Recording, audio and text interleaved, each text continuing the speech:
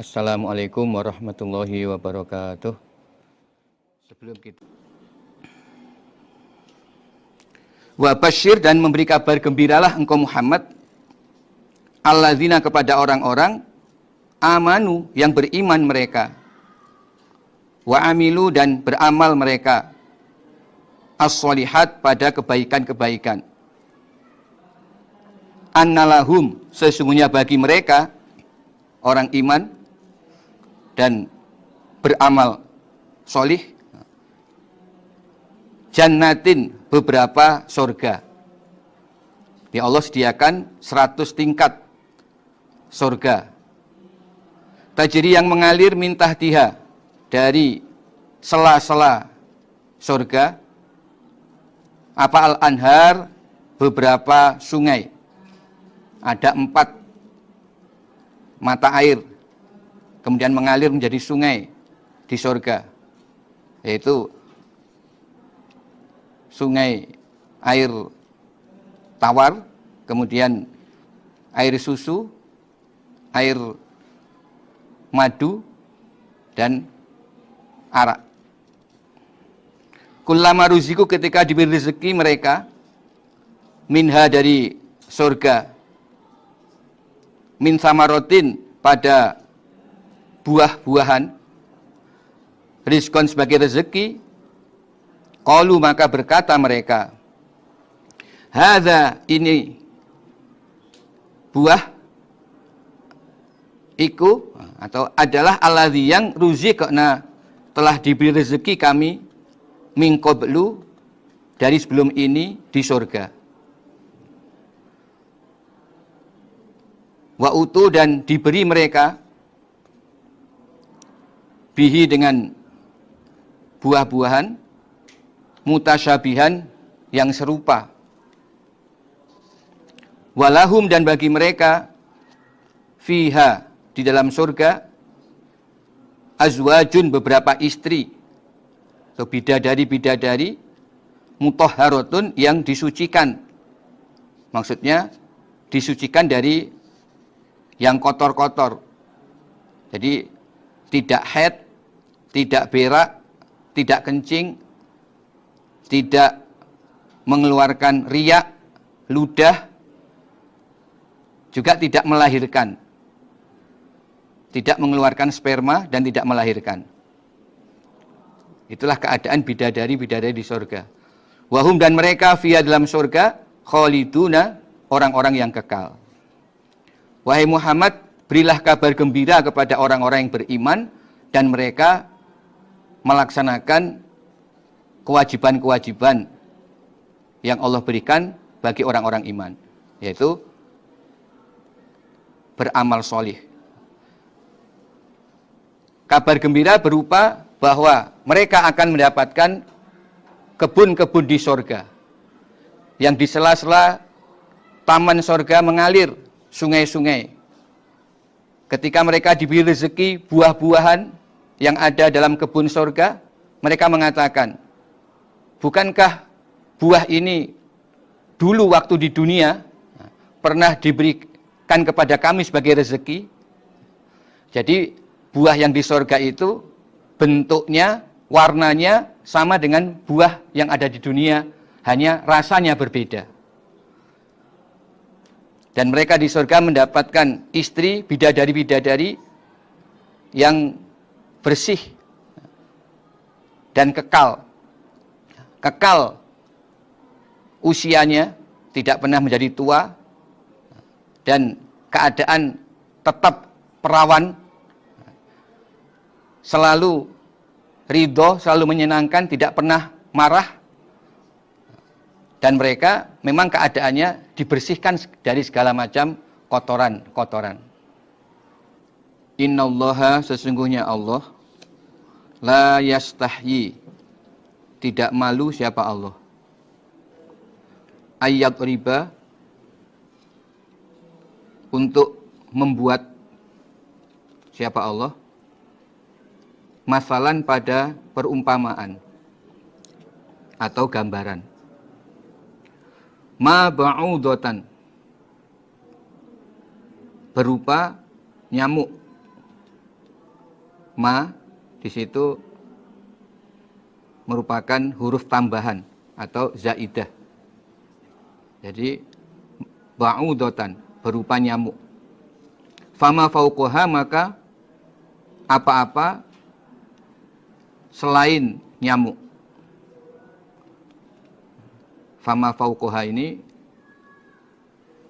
maksudnya selain nyamuk, baik lebih besar ataupun yang lebih kecil.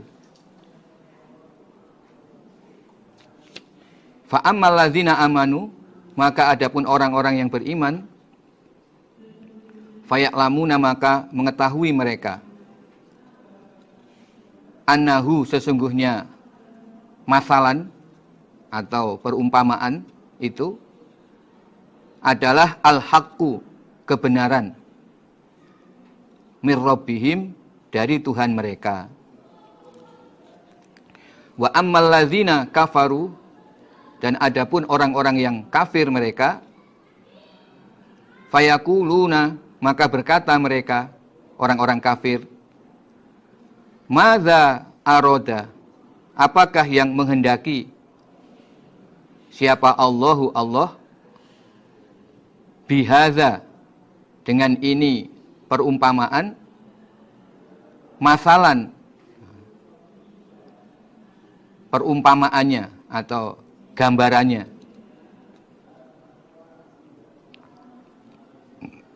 Sampai di situ ucapan orang-orang kafir. Yudillu, menyesatkan siapa Allah, bihi, dengan perumpamaan, kasiron, pada banyak orang, yaitu orang-orang kafir. Wayahdi, dan menunjukkan siapa Allah, bihi, dengan gambaran itu, kasiron, pada banyak orang, yaitu orang-orang yang beriman.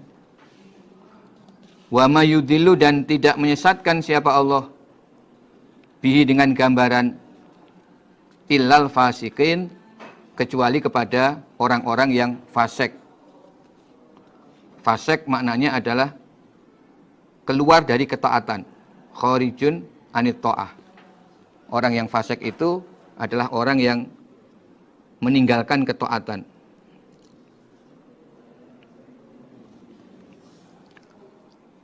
Sesungguhnya Allah tidak malu membuat perumpamaan berupa nyamuk ataupun hewan-hewan yang lebih besar maupun yang lebih kecil daripada nyamuk. Maksudnya, ya Allah tidak malu menciptakan hewan sekecil nyamuk, kemudian menjadikannya sebagai perumpamaan atau permisalan yang Allah sebutkan dalam firman-Nya.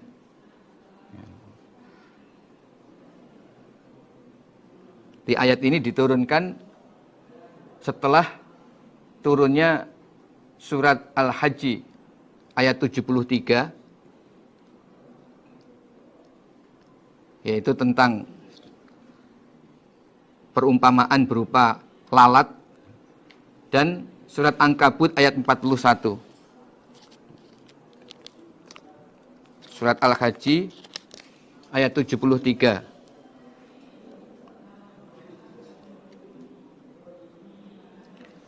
Allah berfirman, innal ladzina tad'una min dunillah la yakhluqu dzubaban walau ijtama'ulah. Bahwa berhala-berhala yang kalian sembah tidak akan bisa menciptakan lalat meskipun mereka berkumpul untuk membuat lalat. Jadi dalam ayat itu Allah menyebut tentang lalat, hewan yang kecil. Demikian juga dalam surat Al-Ankabut ayat 41. Allah berfirman, masalul ladzina takhadhu min dunillahi auliya kamasalil ankabut ittakhadzat baita. Perumpamaan orang-orang yang menjadikan kekasih pada Tuhan selain Allah sebagaimana laba-laba yang membuat sarang. Wa inna auhanal buyut labaitul angkabut. Lebih hinanya sarang adalah sarang laba-laba karena sangat lemah. Nah, setelah turun 2 ayat itu, orang-orang musyrik berkata, ma balul angkabut wadzubab yudkaron. Kenapa di dalam kitab Al-Quran disebutkan tentang laba-laba dan lalat? Artinya, kalau memang Al-Quran itu adalah firman Allah, tidak sepantasnya Allah berfirman tentang lalat dan tentang laba-laba. Sesungguhnya orang kafir mengingkari ayat-ayat Al-Quran. Mereka mendapatkan alasan ketika Al-Quran membicarakan hal-hal yang remeh. Allah berfirman tentang hal yang remeh, mereka anggap itu tidak layak. Dan menunjukkan berarti Al-Quran bukanlah firman Allah. Kalau toh firman Allah, masa sih Allah berfirman tentang lalat, tentang laba-laba? Nah, kemudian untuk membantah ucapan orang musyrik tersebut, Allah menurunkan ayat ini. Allah justru menegaskan, innallaha la yastahyi ayat riba masalan ma ba'udatan fama fauqaha. Allah memang tidak malu untuk membuat perumpamaan bahkan hewan sekecil nyamuk. Bukan laba-laba, bukan lalat. Bahkan sekecil nyamuk pun Allah tidak malu untuk membuat itu sebagai perumpamaan. Itu Allah sebutkan dalam firman-Nya, dalam ayat kitab suci yang Allah turunkan. Orang-orang yang beriman, mereka akan mengetahui bahwa perumpamaan berupa nyamuk yang Allah berikan dalam ayat Al-Quran itu merupakan al-haqqu mir rabbihim. Walaupun hal yang dianggap remeh, tetapi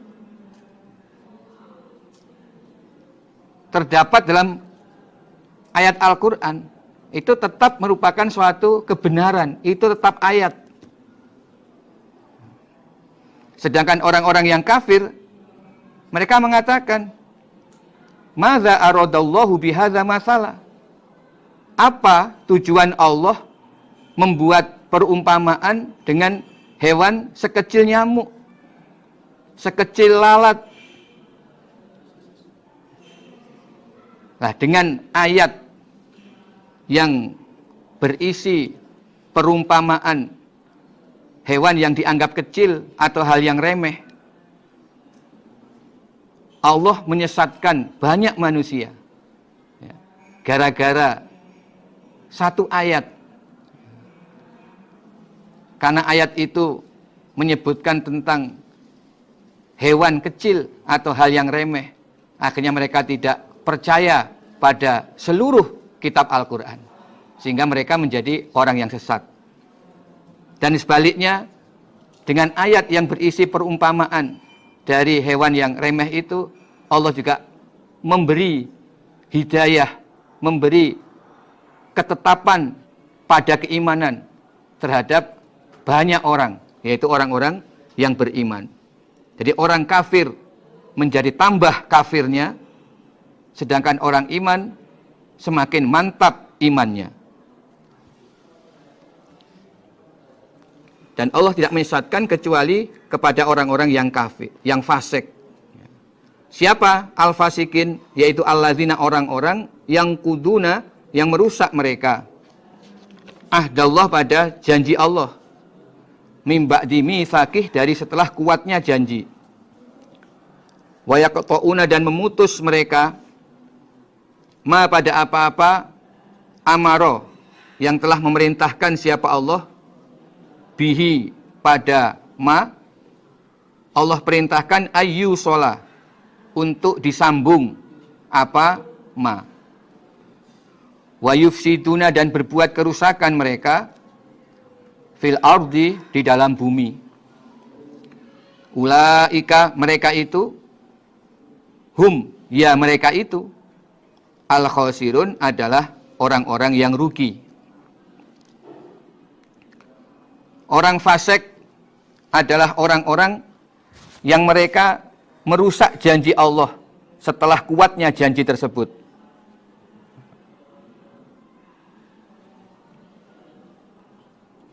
Termasuk diantaranya, ya, kalau ini mengenai kepada ahli kitab Yahudi dan Nasrani, mereka merusak janji Allah yang telah Allah sebutkan dalam kitab suci mereka, Taurat dan Injil, tentang kenabian Nabi Muhammad SAW dan diturunkannya kitab suci Al-Quran yang dibawa oleh Nabi Muhammad SAW. Jadi mereka tidak percaya terhadap Al-Quran dan tidak mengakui kerasulan Nabi Muhammad SAW. Berarti mereka telah merusak janji Allah yang terdapat dalam kitab Taurat dan Injil. Karena dalam Taurat Injil Allah telah menerangkan bahwa nanti di akhir zaman Allah akan mengutus seorang Rasul yang bernama Ahmad dengan membawa kitab suci yang paling sempurna, yang memansuh ajaran-ajaran dalam kitab suci sebelumnya, dan mereka umat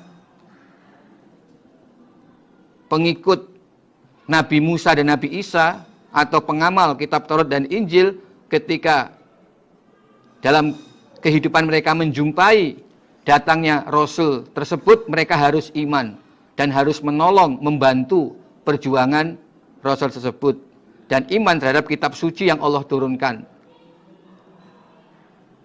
Yaitulah agama Islam yang sesungguhnya agama semua nabi sejak zaman Nabi Adam alaihissalam sampai kepada Nabi Muhammad SAW. Inna dina indallahil Islam, bahwa agama Allah itu hanyalah satu, yaitu agama Islam.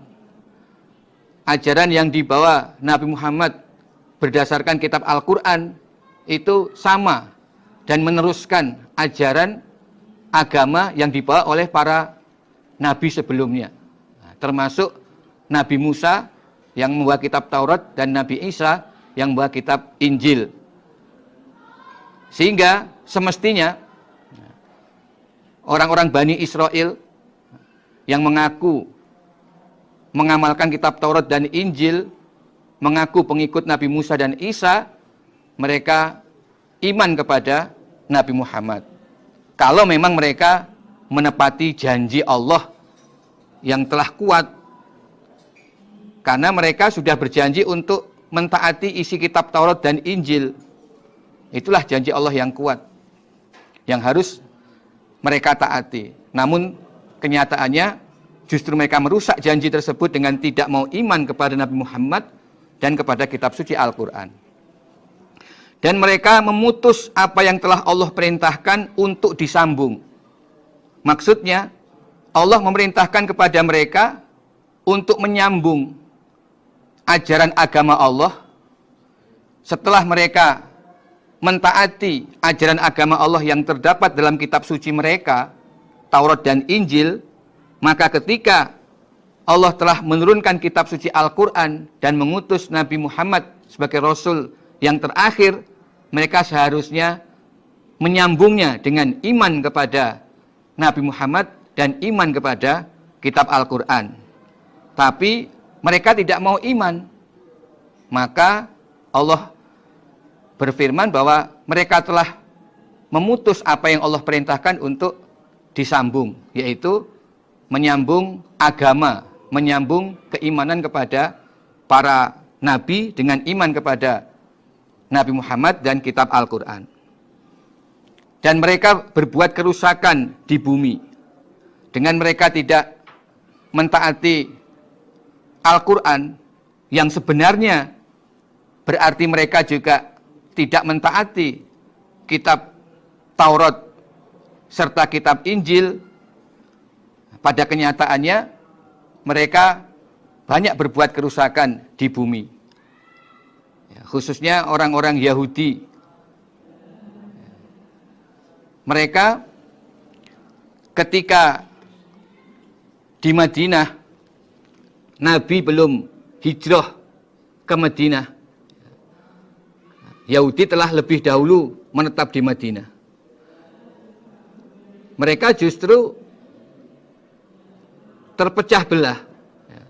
Mereka tidak bisa mempengaruhi penduduk asli Madinah, yaitu suku Aus dan Khazraj, untuk bisa hidup damai. Tapi justru suku Aus dan Khazraj memecah belah mereka, sehingga antar Yahudi mempunyai sekutu masing-masing dengan suku Aus dan Khazraj, sampai antar Yahudi sendiri saling berperang, saling membunuh, saling merampas harta di antara mereka. Nah, itu fakta, bukti bahwa mereka sesungguhnya sudah tidak mengamalkan perintah Allah yang terdapat dalam kitab suci mereka, kitab Taurat. Bahkan yang lebih parah, mereka sudah jatuh pada syirik, sampai mengatakan Uzair ibnullah. Jadi mereka sudah syirik. Maka tidak aneh ketika Nabi Muhammad diutus dan membawa kitab Al-Quran, mereka tidak mau iman. Karena sesungguhnya mereka sudah kafir sebelumnya. Ulaika humul khosirun. Nah, mereka itulah orang-orang yang rugi.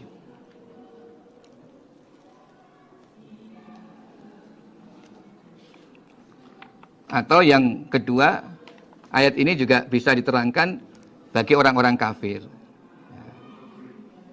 Kalau orang-orang kafir, berarti orang-orang kafir merusak janji Allah yang telah kuat, yaitu janji bahwa manusia harus beribadah kepada Allah. Jadi terkait dengan amanah yang diceritakan dalam surat Al-Ahzab, inna aradnal amanata alas samawati wal ard wal jibal fa abaina ayyahminha wa asfaqna minha wa hamalal insan innahu kana zaluman jahula. Atau Allah juga telah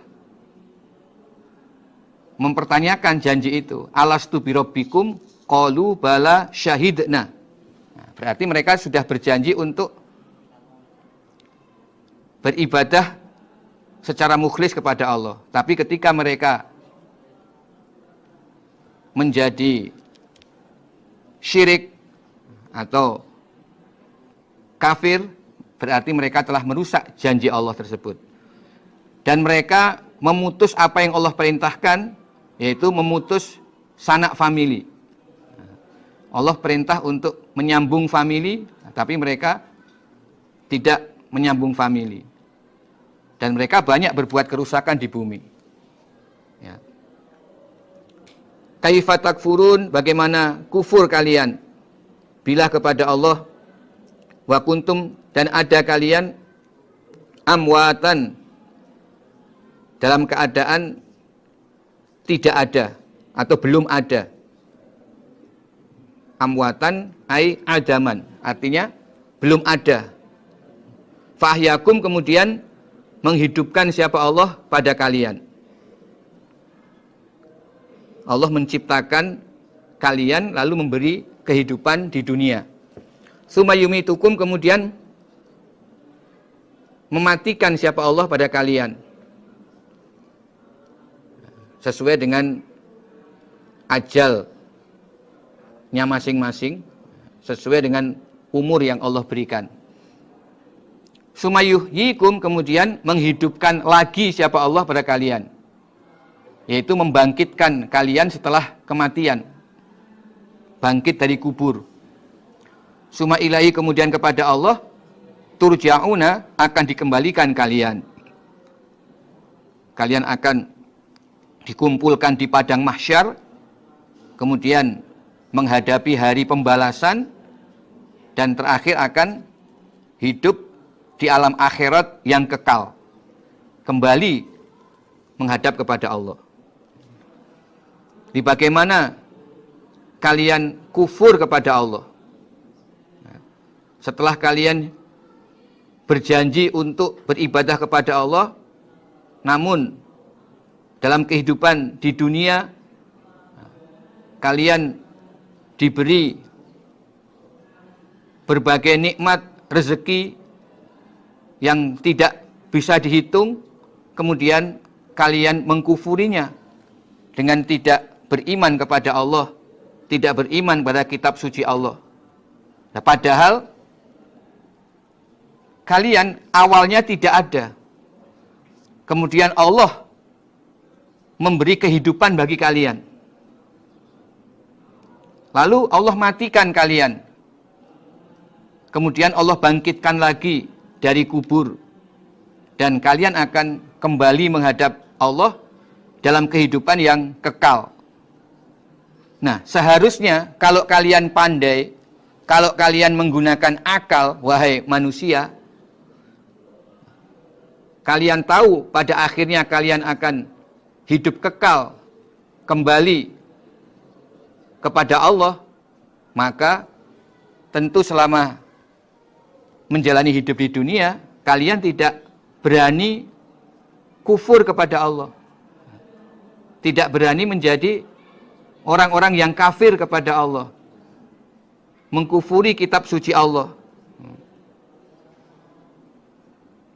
Kalian tentu akan iman karena takut pada siksaan Allah yang kekal di akhirat, di neraka. Huwa dia Allah iku alladzi zat khalaqa, yang telah menciptakan siapa zat, lakum bagi kamu sekalian, ma pada apa-apa, fil ardi di dalam bumi, jami'an semua. Sumastawa, kemudian sengaja berbuat siapa Allah, sengaja siapa Allah, ila sama, menuju langit.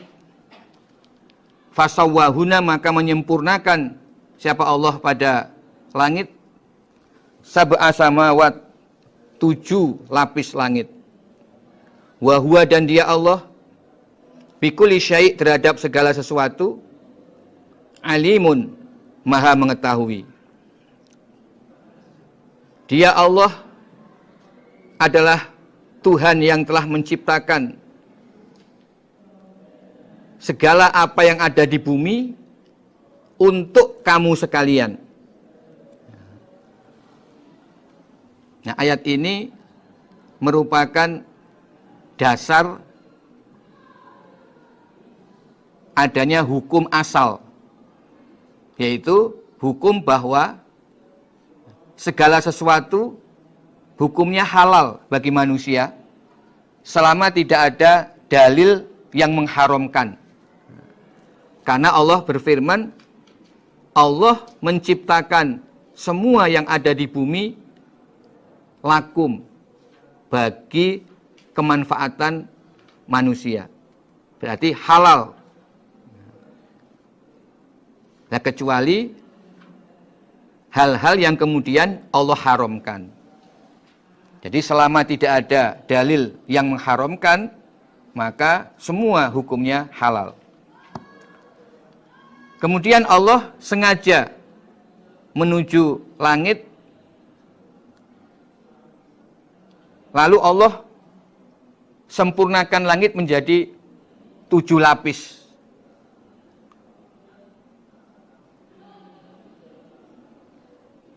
Dan Allah mengetahui terhadap segala sesuatu yang Allah ciptakan,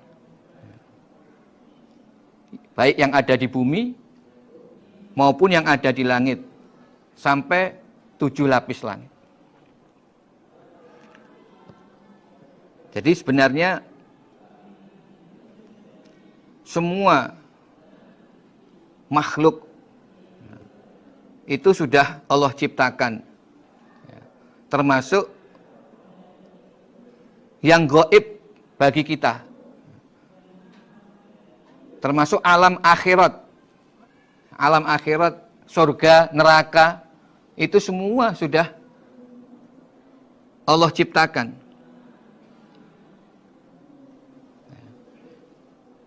Dan Allah Maha mengetahui terhadap segala makhluk yang Allah ciptakan. Nah, ini untuk menegaskan bahwa sebenarnya sangat bodoh, sangat tidak layak, tidak semestinya, dan berarti durhaka manusia-manusia yang mereka kufur terhadap Allah. Wa'id, dan ketika itu qala, berfirman siapa Rabbuka, Tuhan engkau Muhammad, lil malaikah, pada para malaikat, ini sesungguhnya aku Allah ja'ilun, menjadikan atau menciptakan, fil ard, di dalam bumi, khalifatan, pada pengganti. Maksudnya kaum atau makhluk yang mereka hidupnya ganti berganti. Sebagian hidup lebih dulu, lahir di dunia lebih dulu, kemudian yang lain menjadi anak turun mereka, menggantikan generasi sebelumnya, kemudian digantikan lagi oleh generasi seterusnya. Itulah yang dimaksud khalifah. Jadi pengganti artinya menggantikan generasi sebelumnya. Ceritakan Muhammad ketika Allah berfirman kepada para malaikat, aku akan menciptakan makhluk yang hidupnya ganti berganti di bumi. Yang dimaksud ini adalah Nabi Adam dan anak turunnya, atau umat manusia.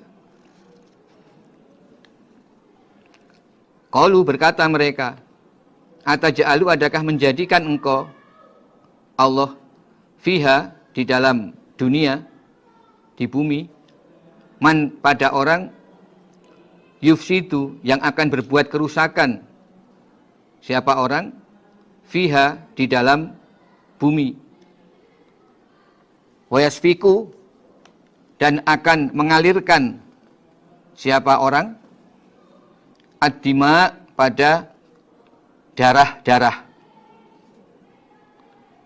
Wa nahnu, sedangkan kami, para malaikat, nusabbihu, selalu mensucikan kami, bihamdika, dengan memuji kepada engkau Allah, wa nuqaddisu, dan selalu mensucikan kami, laka, kepada engkau Allah. Qala Allah, ini sesungguhnya aku, a'lamu, mengetahui aku, ma la ta'lamun, pada apa-apa yang tidak mengetahui kamu sekalian malaikat. Malaikat berkata, wahai Allah, apakah engkau akan menjadikan makhluk yang akan berbuat kerusakan di bumi? Mereka akan mengalirkan darah, mereka akan saling membunuh sesama mereka. Karena sebelum Allah menciptakan Nabi Adam dan anak turunnya, Allah telah menciptakan makhluk, yaitu jin, dan telah Allah tempatkan di bumi.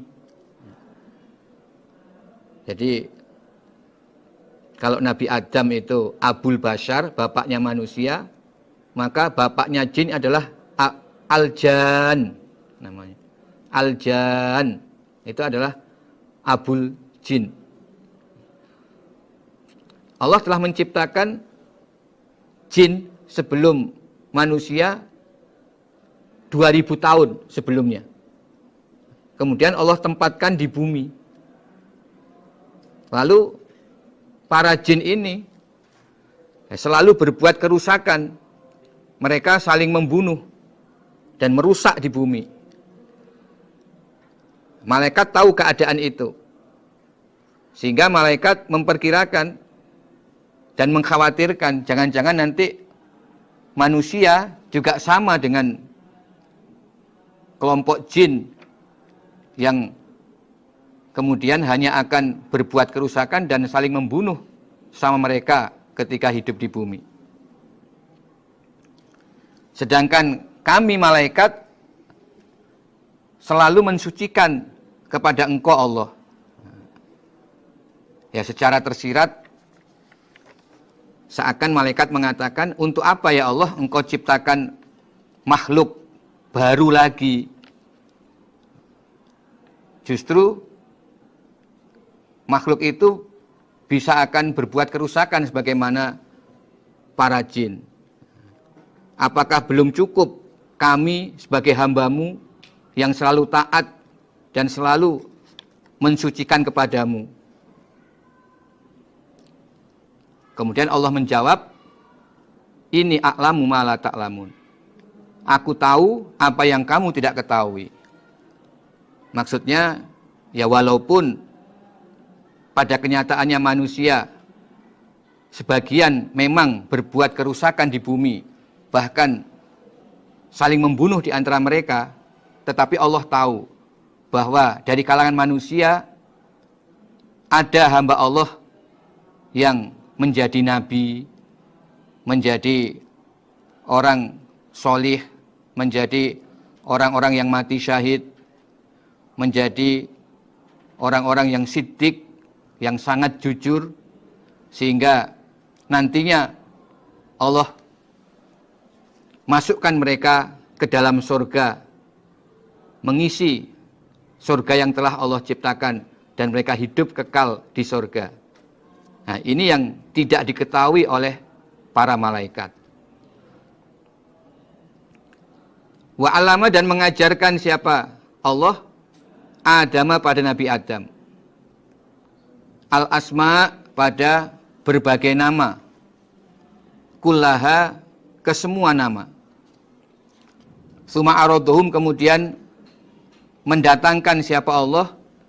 Hum pada al-asma, berbagai nama-nama dari benda.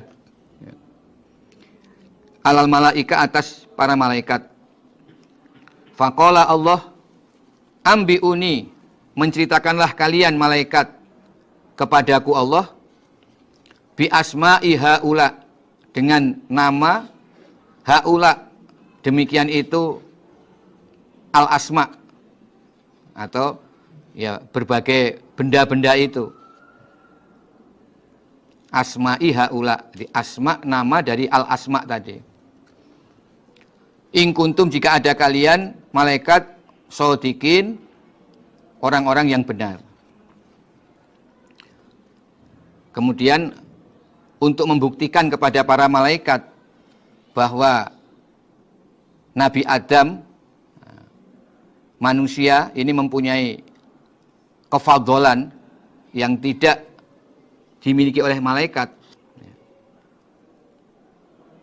Allah memberi pelajaran kepada Nabi Adam mengenai berbagai nama semua benda-benda yang ada.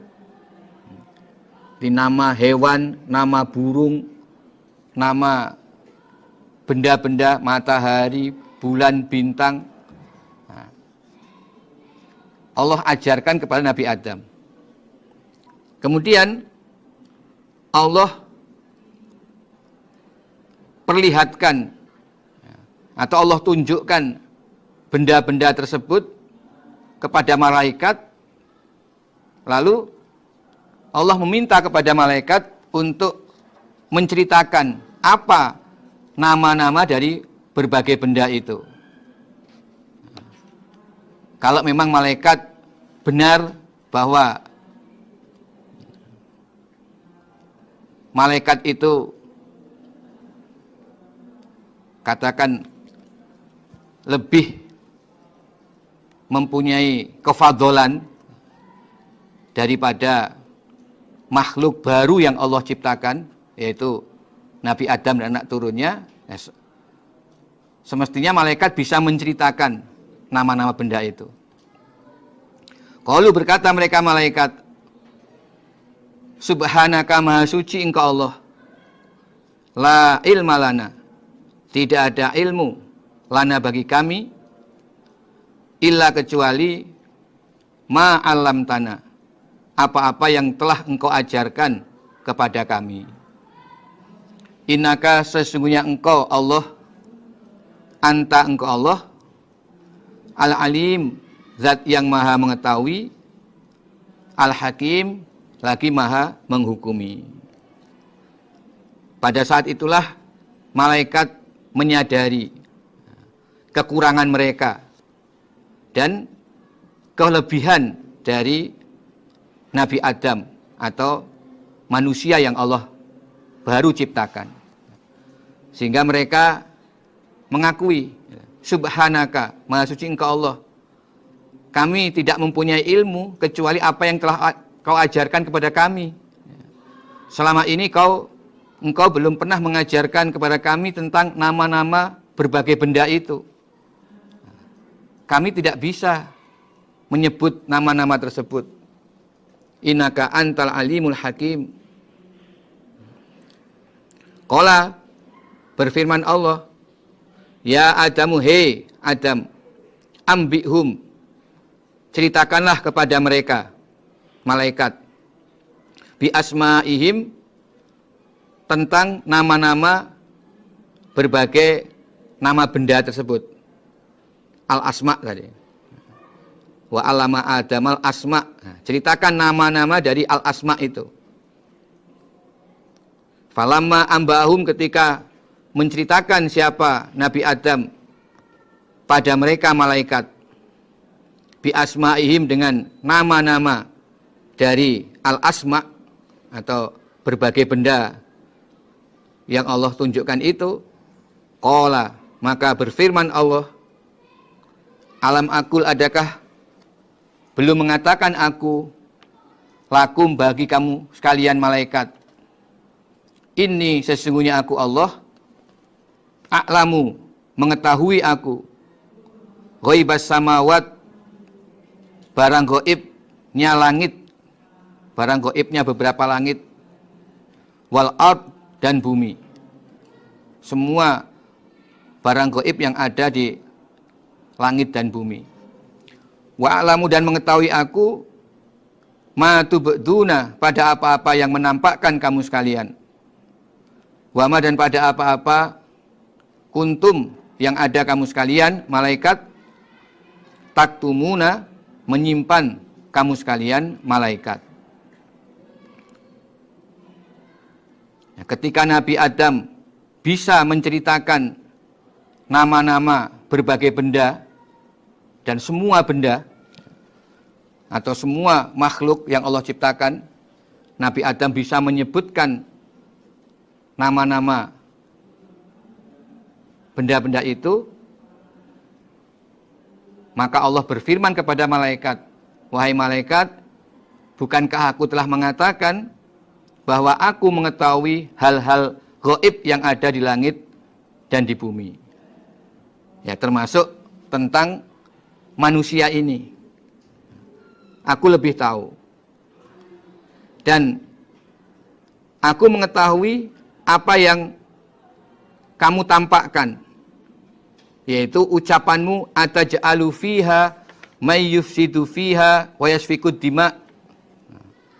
Engkau mengucapkan kalimat itu, aku tahu.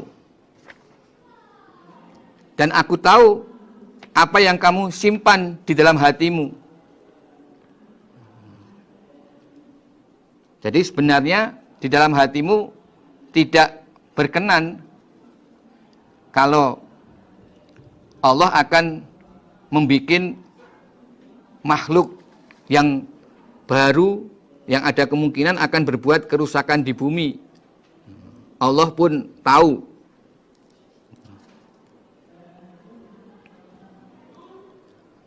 Wa'id, dan ketika itu kulna, berfirman kami Allah lil malaikah, kepada para malaikat, usjudu, sujudlah kalian, li Adama, kepada Nabi Adam. Fasajadu, maka sujud mereka, illa iblis, kecuali iblis. Aba, menolak siapa iblis. Wastakbaro, dan sombong siapa iblis. Wakana, dan ada siapa iblis, minal kafirin, termasuk orang-orang yang kafir.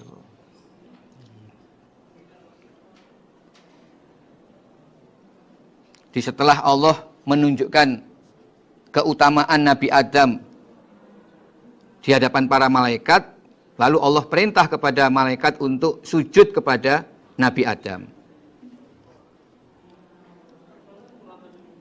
Semua malaikat taat pada perintah Allah. Mereka sujud. Mereka memberikan penghormatan. Jadi sujud di sini maksudnya sujud sebagai pemberian penghormatan. Nah, kecuali iblis yang tidak mau taat pada perintah Allah, tidak mau sujud kepada Nabi Adam. Dia menolak, aba, wastakbaru, dan dia sombong. Nah, merasa lebih hebat daripada Nabi Adam. Iblis mengatakan, khalaqtani min nar wa khalaqtahu min tin. Ya Allah, kau ciptakan aku dari api, sedangkan Adam kau ciptakan dari tanah. Menurut iblis lebih hebat api. Maka iblis tidak mau sujud kepada Nabi Adam. Dan jadilah dia golongan hamba Allah yang kafir. Jadi iblis ini sebenarnya adalah bangsa jin. Ya, masih anak turun dari jan atau bangsa jin yang terbuat dari api. Berarti bangsa jin. Tapi iblis sudah bertahun-tahun, ribuan tahun berada di kalangan malaikat. Malaikat itu terbuat dari cahaya. Khuliqatil malaikatu min nur wal jinu min nar. Itu bedanya antara malaikat dan iblis. Kalau malaikat terbuat dari cahaya, iblis terbuat dari api. Berarti iblis ini adalah bangsa jin. Hanya iblis ini jin yang bertempat di kalangan malaikat pada saat itu. Nah, dia ketika berada di kalangan malaikat menampakkan perilaku sebagaimana malaikat, yaitu selalu mentaati perintah-perintah Allah, selalu mensucikan kepada Allah, nusabbihu bihamdika wa nuqaddisu lak.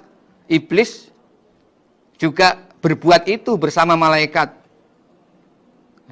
Dia taat, beribadah, mensucikan pada Allah. Juga selama 2000 tahun, sampai akhirnya Allah menciptakan Nabi Adam. Nah, ketika Allah memberikan perintah kepada para malaikat, termasuk di kalangan mereka ada iblis ini, malaikat semua sujud. Iblis yang sebelumnya juga selalu mentaati perintah Allah bersama para malaikat, tetapi saat itu tampak kekafirannya iblis. Tampaklah kesombongannya iblis, tampaklah keburukan hati iblis, watak aslinya iblis tampak di saat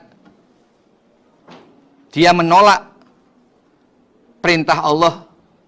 Dia merasa sombong sehingga dia enggan untuk sujud kepada Nabi Adam. Maka di sini dikatakan fasajadu illa iblis. Jadi iblis ini sebenarnya bukan malaikat karena terbuat dari api, sedangkan malaikat terbuat dari cahaya.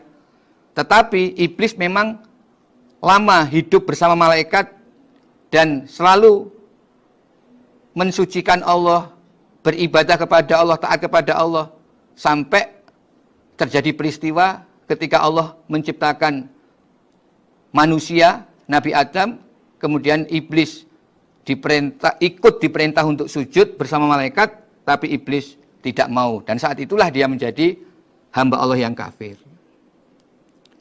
Wa qulna, dan berfirman kami Allah, ya Adam, hei Adam, uskun, menetaplah anta engkau, wa zaujuka, dan istrimu, yaitu Hawa, ibu Hawa, al jannata, pada sorga. Nah, sorga ini bukanlah sorga yang nanti akan ditempati oleh orang-orang iman di akhirat sebagai balasan dari Allah atau pahala dari Allah untuk manusia yang beriman. Jadi ini sorga yang lain yang Allah ciptakan untuk ditempati Nabi Adam di awal, sebelum Nabi Adam diturunkan ke dunia. Wa kula, dan makanlah kalian berdua, Nabi Adam dan Hawa istrinya, minha, dari sorga, rogodan, dengan leluasa, haitsu syi'tuma, di mana menghendaki kalian berdua. Wala taqraba, dan jangan mendekat kalian berdua, Adam dan Hawa, hadzi syajarata, pada ini pohon. Nah, iblis menyebutnya ini pohon khuldi, syajaratul khuldi, seperti dalam surat disebutkan dalam surat Toha ayat 121. Jadi sebutan khuldi itu adalah sebutan dari iblis. Kata iblis, kalau makan buah pohon itu akan kekal di surga, maka disebut syajaratul khuldi. Surat Toha 121. Fatakuna, maka akan jadi kalian berdua, Adam dan istrinya Hawa, minadz zalimin, termasuk orang yang zalim.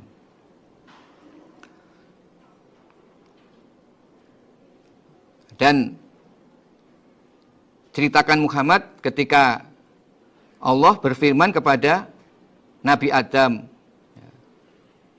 untuk menempati surga bersama istrinya. Jadi pada mulanya Allah menciptakan Nabi Adam seorang diri. Kemudian Allah tempatkan di surga. Lalu Adam kesepian. Kemudian Allah ciptakan dari tulang rusuk Nabi Adam ibu Hawa, yang kemudian menjadi istri dari Nabi Adam. Makanlah kalian berdua dari buah-buah yang tersedia di surga sekehendak kalian, dengan leluasa, bebas. Hanya jangan dekat-dekat pada pohon ini. Jadi di antara pohon-pohon yang berbuah di taman surga saat itu, ada satu pohon yang buahnya dilarang oleh Allah untuk dimakan oleh Nabi Adam dan Hawa, ibu Hawa. Kalau kamu sampai mendekat, maksudnya mendekat itu ya memakan buah pohon ini, maka kamu akan menjadi orang yang zalim, berarti melanggar larangan Allah. Fa'azallahuma, maka menggelincirkan pada keduanya, Adam dan Hawa, siapa asyaitonu, syaitan, yaitu iblis, anha, dari surga. Fa'akhrajahuma, maka mengeluarkan siapa syaitan pada keduanya, Adam dan Hawa, mimma, dari apa-apa, kana, yang ada keduanya, fihi, di dalam surga, atau di dalam ma, mimma kana fihi, di dalam ma, yaitu tempat di surga. Wa qulna, dan berfirman kami Allah, ihbitu, turunlah kamu sekalian, ba'dukum, sebagian kalian, li ba'din, bagi sebagian, aduun, adalah musuh, walakum, dan bagi kalian, fil ardi di bumi, mustaqarrun tempat menetap, wa mata'un dan kesenangan, ilahin sampai suatu masa yang ditentukan.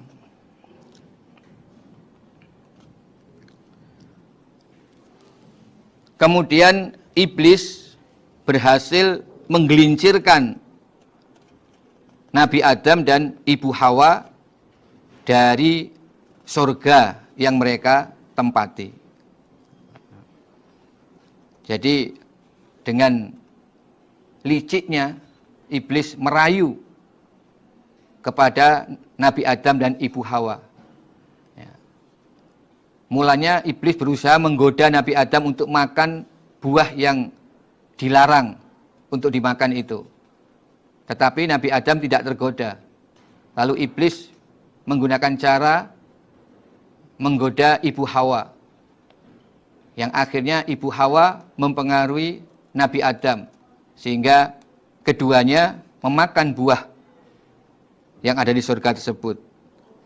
Nah, iblis mengatakan, wahai Adam dan Hawa, kenapa kamu dilarang makan buah itu? Karena sungguhnya kalau buah itu dimakan, kamu akan kekal di surga. Nah, maka iblis menyebutnya sebagai syajaratul khuld.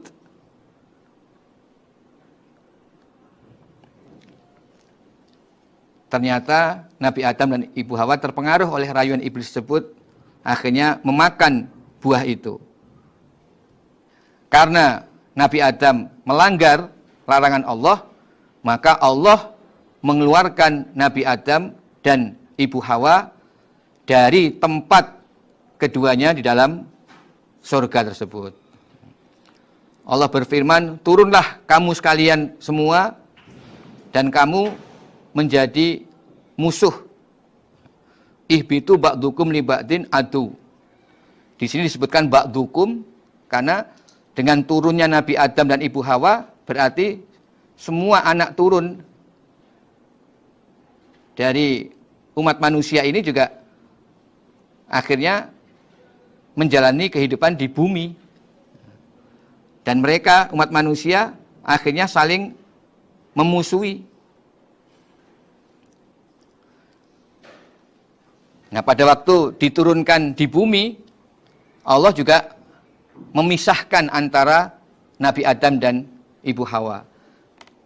Uhbito Adamu bil hindi wal Hawa bil jiddah.